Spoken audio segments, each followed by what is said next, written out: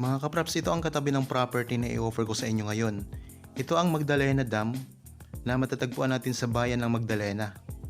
Marami po ditong mga pumupunta at namamasyal at pwede rin po silang mag-swimming kasi malinis at napakalinaw po ng tubig dito. Ito ay napakalapit lang sa town proper ng Magdalena, nasa 5 minutes drive lamang po. Ang i-offer ko po sa inyo ngayon ay isang farm lot na ideal po na gawing resort kasi nasa tabi lang po ng dam na ito. Ito na po ang property. Ito ay may sukat na 2.4 hectares, titulado, pantay na pantay ang lupa, may mga fruit bearing trees kagaya ng saging, niyog, guyabano, dalanghita. Tapos meron po itong right of way na 3 meters. Mayroon ng access ng kuryente at saka tubig, magpapalinya na lamang po.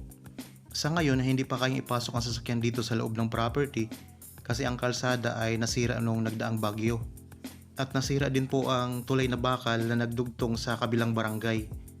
Pero may nakapropose na ito na lalagyan ng tulay na sementado para mas mabilis po ang biyahe papunta doon sa town proper ng Magdalena. Kaya kung sakaling magawa po ang tulay, nasa 5 minutes drive na lamang po ang distansya nito sa town proper. Meron din pong ibang kalsada na pwedeng daanan papunta dito sa property na hindi ka natatawid sa ilog.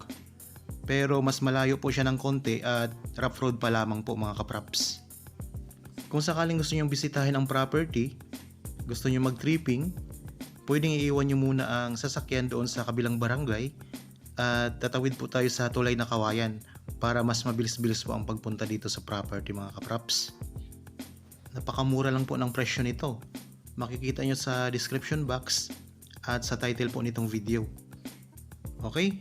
Habang kayo po ay nagpapahinga at nagre-relax dyan sa inyong bahay mga kapraps, samahan nyo po ako, panoorin nyo ang video hanggang sa dulo para may idea po kayo sa property na ito.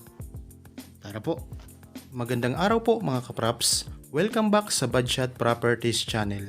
Ako po si Bads, ang inyong makakasama para sa ating virtual viewing.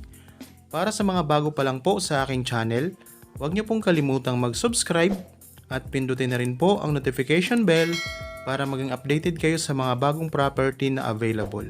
Tara na po! May mga tanim din po dito na kawayan. Pwede niyo ito magamit kung sakaling magpagawa kayo ng maliit na kubo.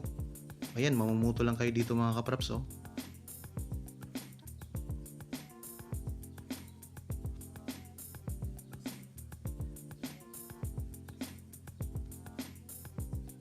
May mga saging, ayan ang mga saging mga kapraps.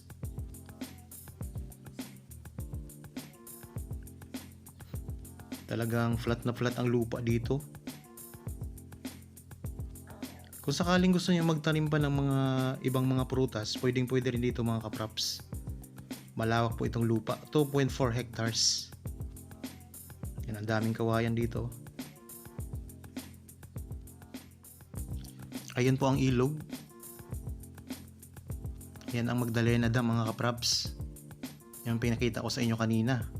Ang isa po sa kagandahan dito, mayroon ng riprap na sementado sa gilid ng ilog. Kaya hindi na kayong mag-alala na guguho pa ang lupa. Yan, malinaw po ang ilog niyan mga kapraps. Tapos mayroon siyang mga kawayan sa gilid mismo ng ilog. Kaya matibay po ang lupa dito. Ulitin ko lang po, ito ay 2.4 hectares, isang farm lot na katabi lang ng Magdalena Dam. Matatagpuan natin dito sa bayan ng Magdalena, Laguna. Ito ay titulado, flat na flat ang lupa, may mga fruit bearing trees kagaya ng saging, guyabano, dalanghita, niyog at iba pang mga pananim. Mayroon itong right of way na 3 meters ang lapad.